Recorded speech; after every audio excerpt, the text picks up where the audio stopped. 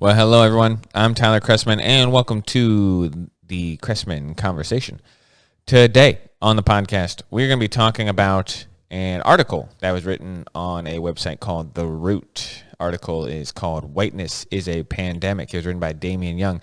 I wanted to talk about this article last week, but I was a little ill, not COVID related, and just wasn't able to do it. So we're getting to it a little bit later than I'd like to, but I wanted to talk about it nonetheless. So this article right here, the reason we're going to talk about it today is because this article is demonstrative of everything that is wrong with incredibly progressive ideology. This us versus them mentality. This is Marxism, but instead of class, we're using race as the dividing factor between groups of people. That's all this is. And this is just as explicit as it gets in terms of why it is wrong, it is perverse. And this article had a lot of traction on social media. So we're going to go ahead and just read it. Again, the article is entitled, Whiteness is a Pandemic. And here we go.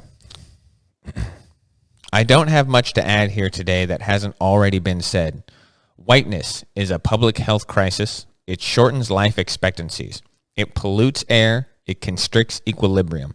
It devastates forests. It melts ice caps. It sparks and funds wars. It flattens dialects. It infests consciousness. And it kills people. White people and people who are not white, my mom included. There will be people who die in 2050 because of white supremacy-induced decisions from 1850. A line can and should be drawn from the actions of the white supremacist who walked into 3 Atlanta area massage parlors yesterday and allegedly killed 8 people, 6 of whom were of Asian descent, to the relentless anti-Asian rhetoric pollinating national discourse over the past year. The former president and the party of the former president can and should be blamed for this and the sudden increase of racist violence against Asian Americans. The line doesn't stop there, though. It extends back 400 years and has tentacles clawing everywhere white supremacy exists here, in America, which is everywhere. There is a line connecting this act of terror to the 11 people killed at the Tree of Life Synagogue in 2018 and the 9 people killed at the Emmanuel African Methodist Episcopal Church in 2015. But also to gentrification, to redlining, to racial profiling, to gerrymandering, to voter oppression, to mass incarceration, to the war on drugs, to subprime mortgage crisis, to the vast disparities in both COVID deaths and those who received COVID vaccinations, to how the men and women who stormed the Capitol just went home and had dinner with their families afterwards. While we were still processing and recovering from what we witnessed, they were already back on their couches watching Criminal Minds. White supremacy is a virus that, like other viruses, will not die until there are no bodies left for it to infect, which means the only way to stop it is to locate it, isolate it, extract it, and kill it. I guess a vaccine could work too, but we've had 400 years to develop one, so I won't hold my breath. End of article. That's racist. This article is racist. There we go. I said it. We're going to break it down from the beginning. It is so unproductive and unhelpful to any sort of meaningful conversation and progress to just say whiteness is responsible for all the bad in the world. That solves nothing. This guy goes through. He lists every problem he can possibly think of and then says whiteness. Whiteness is a meaningless thing. It means nothing. There's nothing about whiteness. Whiteness is not an ideology. Whiteness is not a political movement. Whiteness is just whatever he doesn't like. It's white. That's ridiculous. It's racist. So whiteness is a public health crisis. Just ridiculous. Racism. We're not going to go into it, but just ridiculous. It pollutes the air. It constricts equilibrium. It devastates forests. It melts ice cap. Whiteness is responsible for climate change, people. I think there are 2 billion people in Asia, mainly in China and India, which are the leading polluters in the world, that might disagree with you. Whiteness is what's doing it, though, apparently. I guess because the Industrial Revolution took place first in the West, which is primarily white, that is silly because now the biggest polluters on the planet are not the white countries that have figured out ways to make greener. In fact, the U.S., despite the fact that we pulled out of the Paris Climate Accords, actually reduced its carbon output while China and India keep growing. So again, the whiteness is responsible for climate change. Just silly. Everything he doesn't like because of white people, whiteness. It flattens dialects, infects consciousness, it kills people, blah, blah, blah. Then we skip down a paragraph. So this is something I actually just noticed it on this read through of this. He says, a line can and should be drawn from the actions of the white supremacists who walked into 3 Atlanta area massage parlors yesterday and allegedly killed 8 people. So get this. He will say, allegedly killed 8 people. The guy says he killed 8 people. I don't think there's any denying that he did. I understand why you put allegedly in there. But in the first line, he says, a line can and should be drawn from the actions of a white supremacist. There is absolutely nothing that says this guy's a white supremacist. He himself has said it's not racially motivated. No one around him has ever said, oh, he believes in a bunch of racist rhetoric. And 25% of the people he killed were not Asian. He had a thing against sex workers. He knew that the sex workers operated out of these shops because he had frequented these shops, is what it sounds like, and he wanted to kill people who were prostitutes. This is misogynist, probably, but to say it's anti-Asian just because Asians died, again, there's no evidence that this guy's. He's calling him a white supremacist. Now he'll say he allegedly killed 8 people, but he didn't bother just labeling him a white supremacist based on nothing. That's exactly everyone I don't like is a white supremacist. The guy killed 6 Asians. It seems like the actions of a racist, but when he says, "Oh no, it's because they're sex workers, I was killing them for that reason," I'm going to take his word for it because guess what?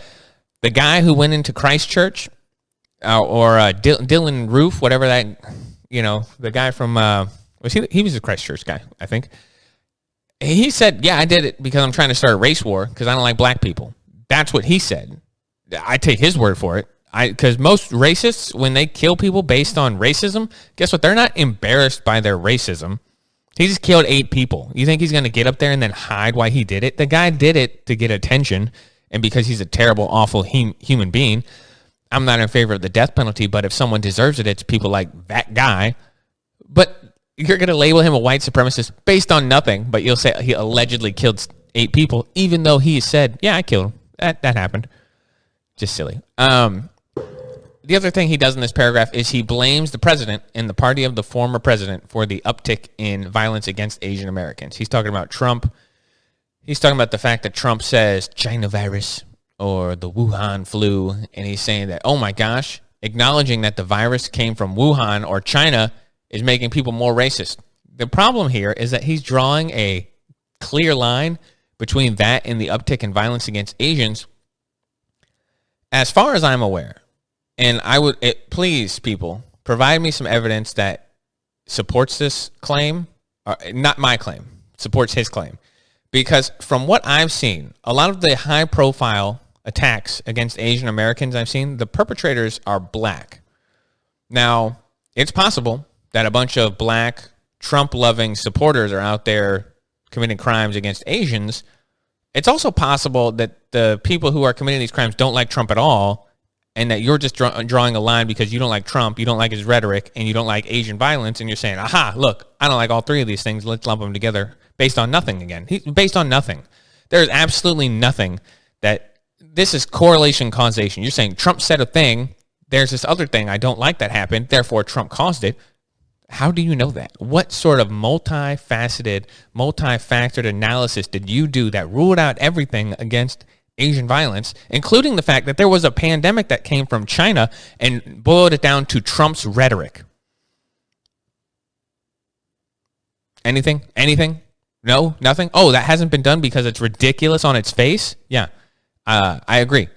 So just, again, everything I don't like is Trump's fault. Everything I don't like is whiteness.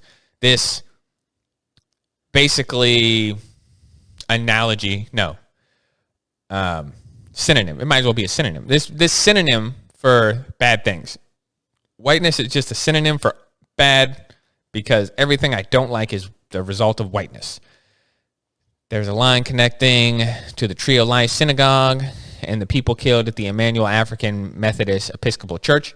First of all, that's entirely too long of a name for any institution. Emmanuel African Methodist Episcopal Church. I don't remember that one, so I can't really comment on it, except for the name of that church is way too long. And then here we go. Now he gets into some things down here that are super racist that actually happened, like redlining, racial profiling, gerrymandering. Those tend to have some pretty racist consequences. Gerrymandering is a giant problem. It's not just a Republican problem. It's not just a racist problem. But it has had some racist implications in the past. Voter oppression, in the past, super racist. Making that argument today, I think is not the same, but you're going to equate one or two. Mass incarceration, again, I don't actually think that the evidence that mass incarceration is a racist problem is very compelling. We can get into that at a later date. The war on drugs, there were some things about it that were racist, but also we remember in the 90s, at least, the war on drugs was largely supported by the black members of the Congressional Caucus, members of the Congressional Black Caucus, that's how you should say that, as well as a lot of leaders in the black community, because drugs and crime were a big problem in the inner cities in the 90s. There was a giant uptick in violent crime, which is why you look at the crime bill, had a lot of black support in the 90s. Now we look back and say, oh, it led to mass incarceration, which was racist, but it was supported by a number of prominent black people in America because crime was affecting the black community at a high rate. So, again, we're probably some racist parts in there, but not today is not racist. Subprime mortgage crisis. That's an interesting one. We don't have time to dive all the way into that, but the idea that the subprime mortgage crisis was racist is kind of silly because in reality, it was caused by banks being forced to give loans to people who were black who didn't otherwise qualify for loans. That was actually what a large driver in that was. And it wasn't just blacks, by the way. It was also poor whites, but it was people who shouldn't qualify for loans and home ownership, and banks being forced to give loans to people because, for example, Bank of America was sued for discriminating against black people for not giving loans. And they said, look, we're doing it just based off these factors. And the unfortunate fact is a disproportionate number of people who apply have bad credit and they happen to be black. It's not because we're discriminating against black people. Here is the data. And they said, well, that's still racist and you got to fix it. And so that was largely caused because not racism. So it's a silly thing to make a claim. And then this one really gets me. The vast disparity in both COVID deaths and those who receive COVID vaccinations. I have seen people talk about how a disproportionate number of black people have died from COVID because of racism in the medical system.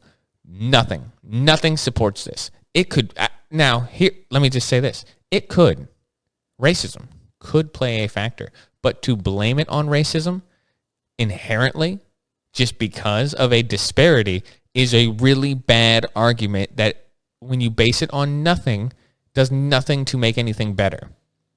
You can't just say racism and fix anything. If there is a disparity and you can figure out how it is racist and you tell me, I'm on your side. But you can't just say a disparity is racist and then because it exists. A disparity exists between any groups. If I took a line and divide a room full of people up, one half of the room is not going to be equal to the other half of the room. Every percentage in the United States is not going to be equally represented in every single class. The fact that the overwhelming majority of people who are in early childhood education are female is not because it's anti-male. It's because females tend to like that profession more than their male counterparts. The same could be said of the reverse of a lot of jobs. We're not going to go into that. The NBA is disproportionately black. 13% of the U.S. population is black. I am positive more than 13% of the NBA is black. Is the NBA racist against whites? No. No one would make that claim because it's silly. Because the NBA is a meritocracy. Everyone gets in because they're the best at what they do. Why is that okay? Why is it okay in sports?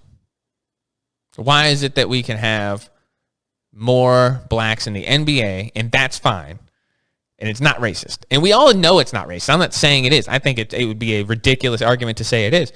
But because everyone's not equally represented in computer engineering jobs, then all of a sudden the institutions must be racist. It's a bad argument because, again, nobody is proving anything by saying a disparity exists, therefore racism. That's just ridiculous. And the COVID stuff, we know this. Vitamin D deficiency tends to be a driving factor. There was some good research on that was done this past year.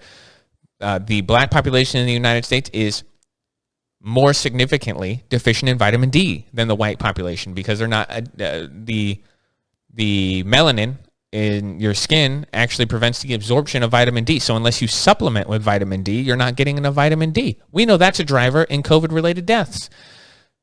That's a big one. Obesity, heart disease, these things are more prevalent in the black community. They are comorbidities that are more associated with COVID deaths. Okay, is that racist? I'm sure there are some people who can point to the fact that the black population is more obese and has higher rates of heart disease than their white counterparts at a disproportionate rate, and they'll drive that to racism. But again, just saying it's racist, it's silly. It takes all personal autonomy out of the system. We could do this all day. We can go down the list. How about the fact that black people are more likely to be intergenerational in their household? They live with their older relatives more than their white counterparts. Is that a possibility for reasons why COVID deaths spread more among the black population? Or the fact that they work jobs that you can't work from home at a higher rate? So they didn't get to stay home and work. They had to go to work, which then when you go out in public during a pandemic makes you more likely to contract the virus, means more likely to bring it home, means it's more likely to spread among the household. But again, just saying racism doesn't fix any of that. It doesn't help. Show me what the solution to that is. Because if you're saying racism is responsible for all these things, what's your solution? If your solution is to blow up the system because there might be racism, no, I don't support it. If your solution is, here, I have this solution to fix racism, well, let's hear it. Because just blaming it for everything I don't like is racist. There's that great book. It's a kid's book called Everyone I Don't Like is Hitler. And that's what this is. If you think every person who disagrees with you is a racist, everyone I don't like is Hitler. That's what this might as well be. Everything I don't like is whiteness, and whiteness needs to be destroyed. And then this last paragraph, white supremacy is a virus that, like other viruses, will not die until there are no bodies left for it to infect. That's super racist and also kind of weird that you're just allowed to say things like that. Substitute white for any other color. And if it sounds racist, then guess what? You're a racist. That's the easiest way. That's the easiest test to hold. If you substitute white for black in this last paragraph, that sounds super racist. And guess what? Any attempt to redefine racism to include structures of power so as to underplay the amount of racism on the far left and things like this, that is only merely to push a political ideology. Anyone who attempts to tell you that you can't be racist against white people doesn't know what they're talking about, because that is just not true. The idea that racism involves bigotry and discrimination based on power is, again, everyone knows it's not true. So if I grew up in Kenya and I don't like black people, I can't be racist. That's not racism. Is this bigotry or prejudice? No, it's racism. Racism is prejudice based on race. That's what it is. It doesn't include power structures. It has nothing to do with that. The redefinition of that word to include power structures is merely a political tool used to push an ideology. Do not fall for it. Just don't do it. This is racist. This ideology is cancerous to society. That dividing people into groups is not good. You shouldn't do it. You should not say all white people, this, all black people, this, all Asian people, this, because it's not true. There is always going to be more diversity among members of a group than there are between groups.